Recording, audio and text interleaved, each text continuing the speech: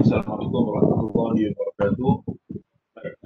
Jadi mengenai kajian kes Al-Masalih Al-Mursalah yang masih saya belum kongsikan, jadi saya akan kongsikan dia punya cadangan jawapan pada hari ini. Okay, baik, soalan yang pertama mengenai HP ini saya dah jelaskan dalam kuliah. Okay, dalam masalah tersebut. Kajian kes yang kedua, bolehkah cukai dikenakan terhadap rakyat Islam dan dianggap sebagai Al-Masalih Al-Mursalah? Kan? Boleh tak dianggap cukai itu dikenakan terhadap rakyat Islam? Sedangkan kita tahu bahawa untuk dalam perundangan Islam yang dikenakan kepada orang Islam itu adalah zakat, ya? Tetapi yang cukai itu pada orang yang bukan Islam. Okey, jadi sekarang kita boleh menilai dari sudut Masalih Mursalah, kita akan melihat apakah kepentingan bagi sesebuah kerajaan untuk mengenakan cukai kepada rakyat, ya? Dan cukai itu ada tengok dia adalah maslahah berkaitan dengan maslahah umum. Okey, maslahah umum.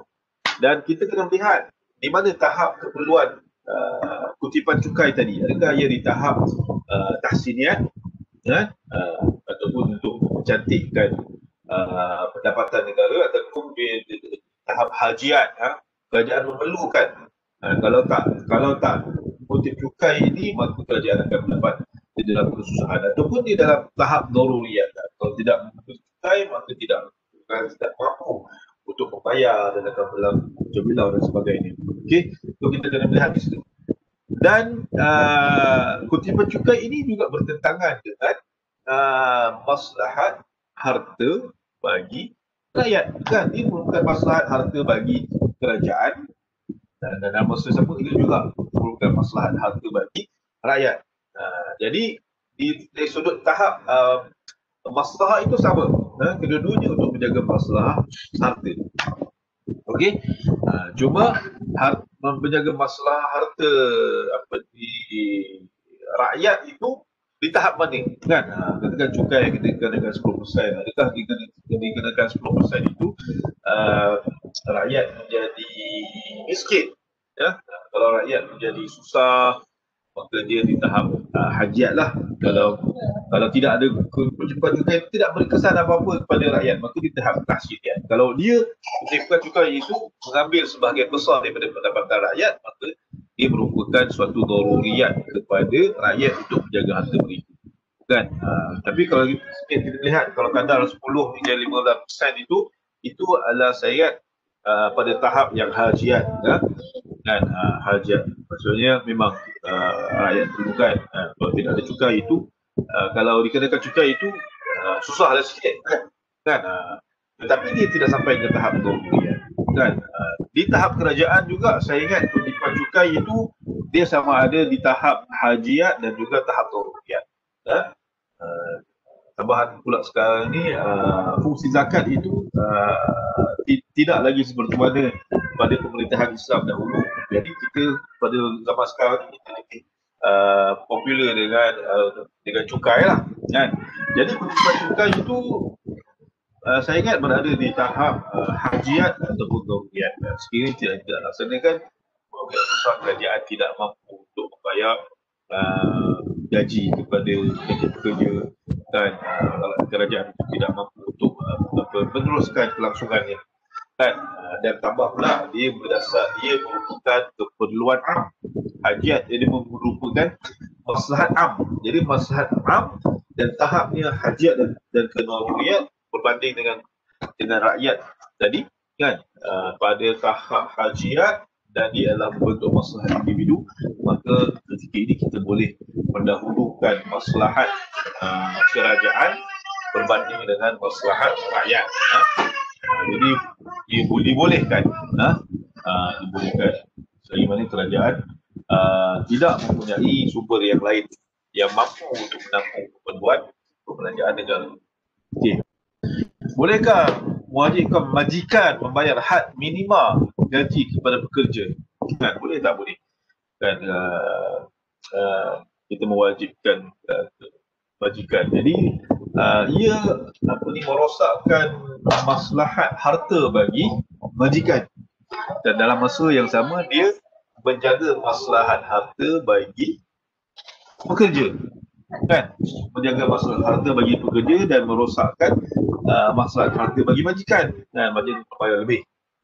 Okey, sekiranya ini berlaku, adakah majikan itu akan bankrupt?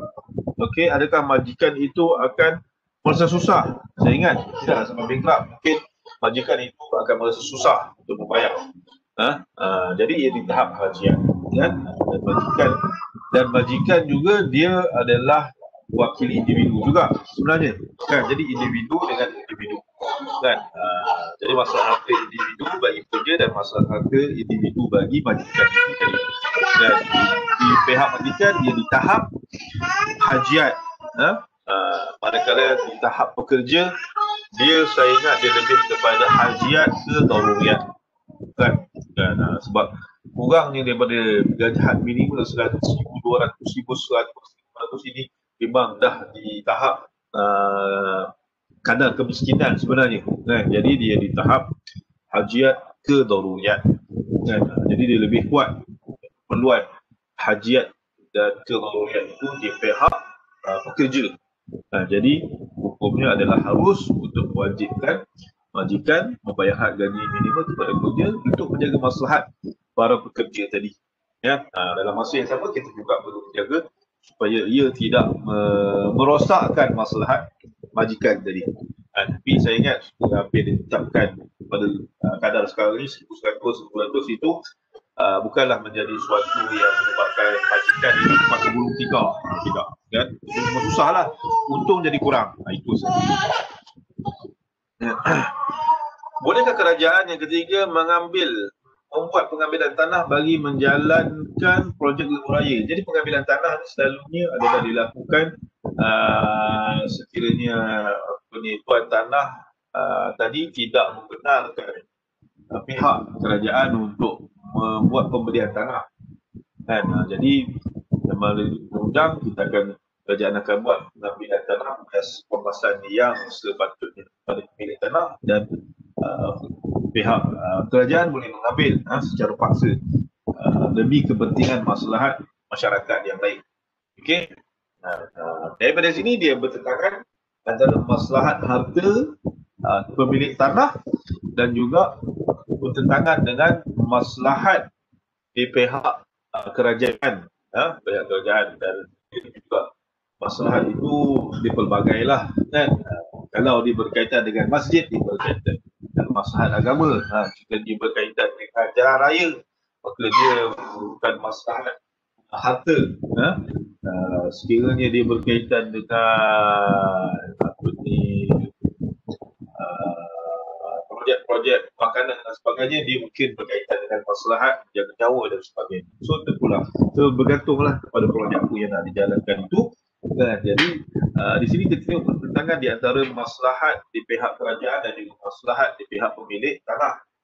Dan yang mana pemilik tanah itu dia menjadi dia di tahap dia adalah tahap daruriyat lah, kan? Sebab pengambilan tanah itu telah menghilangkan terus hak dia terhadap tanah tadi, kan? Maka dia di tahap daruriyat untuk kita menjaga maslahat pemilik tanah tadi, kan? Sebab hilang terus, habis, rosak terus dia punya pemilikan harta tadi. Kemudian di pihak kerajaan dia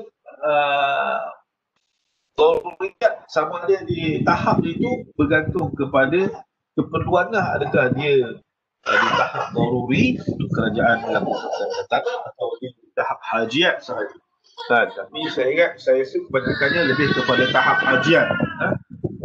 Tahap hajiat dia tidaklah sampai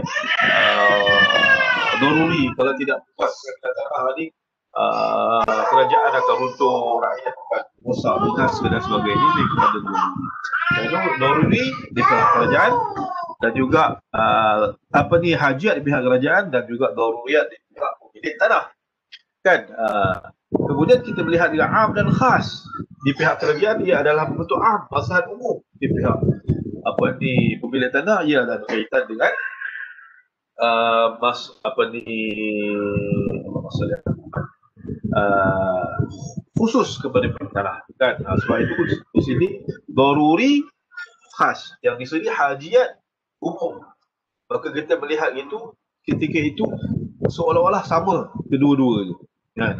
Apabila sama kedua-duanya, maka kita perlulah, sekiranya kerajaan nak meneruskan buka pemilihan tanah, maka kena menjaga daripada daruri tadi kan. Maka kena kerajaan tidak boleh mengambil secara percuma, kena membayar pampasan yang setimpal ataupun yang lebih daripada tanah yang ada, supaya melihat maslahat harta itu tidak hilang sepenuhnya kan. Mungkin pemilik tanah tu hilang tanah, tetapi dia mendapat imbalan yang lebih baik, mungkin yang lebih baik daripada tanah yang diambil itu. Okey, so maka ketika itu dibenarkan dengan syarat kerajaan bayar sesuatu imbalan yang sama ataupun lebih baik, supaya dia tidak hilangkan kerugian di pihak pemilik tanah tadi. Okey, bolehkah seorang mengadakan pakej bacaan doa selamat, zikir dan bacaan Quran untuk orang yang telah meninggal dunia? Mengadakan pakej bacaan doa selamat. Jadi kepentingan ni kepada siapa? Kepentingan ni kepada si mati. Kan, maslahat kepada siapa? Maslahat kepada si mati. Jadi bertentangan dengan apa? Kan, bertentangan dengan maslahat agama. Kan, sebab pakej-pakej apa semua ni, dia boleh kita pastikan dia ada boleh membawa kepada mencemarkan hormatuddin itu, kehormatan agama itu, dan seorang menjadikan agama untuk mendapatkan habuan keduniaan. Jadi dia bertentangan di situ. Jadi di sini terdapat maslahat bagi si mati kan, dan juga maslahat bagi agama. Di pihak si mati, maslahatnya lebih kepada saya ingat lebih kepada tahsiniat.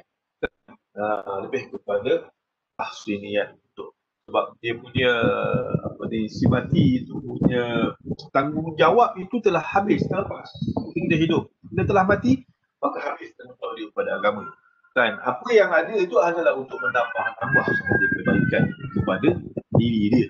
Kan, sebab orang semati ni tak boleh lagi bertaubat, tidak lagi boleh melakukan ibadat wajib. Kan, apa yang boleh hanyalah sebagai sunat yang diberikan kepada dia. Maka ia betul tahsiniat. Maka di pihak agama pula, ia mencemarkan masalah agama itu di peringkat mana? Saya ingat dia berada di peringkat hajiat kan. Dia tidaklah sampai merosakkan terus agama itu kan. Tapi dia sedikit senamak dia periksaan kepada kepada imej agama. So dia saya ingat dia di peringkat hajiat, dan agama itu masalahnya adalah, jadi maslahat umum dan juga hajiat bertentangan dengan maslahat si mati ini yang lebih kepada tahsiniat dan untuk khas. Maka saya ingat ketika ini kita tidak boleh membenarkan siapa untuk menjual pakej-pakej bacaan doa selamat, pakej zikir, pakej bacaan Al-Quran untuk si mati ini kan. Maka dia telah merosakkan imej agama itu tadi. Panggil apa, pendunggang agama sekarang ni, pendunggang agama. Dia menjadikan agama sebagai tunggangan, sesuatu yang tidak boleh dibiarkan. Bolehkah wali asma mewajibkan pelajar lelaki dan wanita bersolat jemaah di masjid? Jadi maslahat bertentangan dengan maslahat apa di sini? Kita melihat di sini adalah maslahat untuk menjaga agama bagi pelajar itu tadi. Dan dia juga bertentangan dengan apa? Dia juga bertentangan dengan masalah agama yang tidak membenarkan mewajibkan sesuatu yang tidak diwajibkan oleh Allah Subhanahu Wa Taala. Jadi bertentangan apa dengan agama di sini. Jadi masalah itu untuk menjaga agama bagi pelajar tadi. Bertentangan dengan agama yang kerana agama tidak benarkan sesuatu, mewajibkan sesuatu yang tidak wajib. Dan di pihak di tahap adakah dia bertentangan dengan hajiat, tahsiniat dan daruriyat? Kewajipan itu saya ingat dia lebih kepada hajiat ataupun tahsiniat untuk mencantikkan agama pelajar tadi. Dan bertentangan bertentangan dengan yang kewajipan mewajibkan sesuatu yang tidak wajib, itu adalah bertentangan dengan di tahap mana kan. Saya ingat dia juga di tahap hajiat juga. Di hajiat bertentangan dengan hajiat. Sebab tidaklah maksudnya orang wajibkan mengeluarkan dia daripada agama Islam, tidak. Cuma dia dapat suatu kesalahan lah. Suatu kesalahan. Cuma bertentangan hajiat dengan hajiat. Di sini pun dia ada hajiatnya, di sana pun ada hajiatnya. Kedua hajiat, cuma hajiat di yang pertama ini dia hajiat itu lebih membentuk umum, berbanding dengan hajiat di pihak yang satu lagi itu dia lebih kepada khusus kepada warden itu tadi kan. Warden itu kan, maka ketika kita melihat ini tahap sama hajiat bersama dengan hajiat, maka kita akan dahulukan yang umum. Jadi maka ketika itu dibolehkan bagi warden itu tadi untuk mewajibkan pelajar lelaki dan wanita untuk bersolat jemaah di masjid. Bukan maksudnya solat itu menjadi wajib, tetapi kewajipan itu atas dasar disiplin. Bukanlah maksudnya kalau tidak solat di masjid itu tidak sah solatnya ataupun tidak. Ia hanya berdasarkan kepada kewajipan untuk disiplin belajar. Yang ketujuh, bolehkah isteri membenarkan isteri yang keluar dengan lelaki lain atas urusan kerja? Kan, membenarkan isteri keluar dengan lain ini telah menyalahi dengan maslahat menjaga agama. Agama individu lah. Individu bagi isteri itu tadi dan juga bagi suami itu tadi. Dan urusan kerja sekiranya urusan kerja itu sama ada di tahap hajiat dan juga tahsiniat. Hajiat dan juga tahsiniat. Dan di pihak yang pertama ni dia lebih kepada hajiat. Di pihak kedua tu dia boleh saja mungkin pergi sendiri dan sebagainya kan, tapi mungkin untuk menjimatkan kos kenderaan, menjimatkan apa, maka saya ingat dia lebih kepada tahsiniat lah kan, ataupun hajat tahsiniat. Mungkin hajat tahsiniat. Maka kita melihat di sini kepentingan menjaga suami itu menjaga isteri itu lebih besar daripada kepentingan kerja itu tadi. Kalau kerja itu boleh dilakukan dengan berbagai cara. Okey, maka kita tidak boleh membenarkan isteri keluar dengan mana-mana lelaki lain di atas urusan kerja. Keluar kena keluar berhasil, ataupun keluar dengan jumlah yang ramai supaya tidak membuka fitnah kepada pasangan itu tadi. Okay. Yang ke-8, bolehkah lelaki dan isteri berkahwin jika gantung secara sembunyi daripada keluarga masing-masing?